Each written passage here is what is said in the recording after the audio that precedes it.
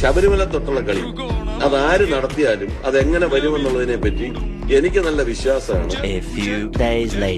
ഏറ്റവും കൂടുതൽ വിവാദമായ ശബരിമല സ്വർണ്ണക്കൊള്ളയിൽ ആദ്യത്തെ അറസ്റ്റ് രേഖപ്പെടുത്തിയിരിക്കുന്നു. ഉണ്ണികൃഷ്ണൻ പോറ്റി അറസ്റ്റിലായിരിക്കുന്നു. തീർന്നിട്ടില്ല, തുടങ്ങിയിട്ട്. ശബരിമലയിലെ സ്വർണ്ണക്കൊള്ളയിൽ അടുത്ത പ്രതിയിലേക്ക് അന്വേഷണ സംഘം എത്തിയ ദിവസമാണിന്ന്. ഉണ്ണികൃഷ്ണൻ പോറ്റിയിൽ നിന്ന് മുരാരി ബാബുവിലേക്ക് SIT എത്തി. തീർന്നിട്ടില്ല, തുടങ്ങിയിട്ട്. ശബരിമല സ്വർണ്ണക്കൊള്ള കേസിൽ മുൻ ദേവസ്വം കമ്മീഷണറും ദേവസ്വം ബോർഡ് പ്രസിഡന്റുമായിരുന്ന N വാസു അറസ്റ്റിലായിരിക്കുകയാണ്.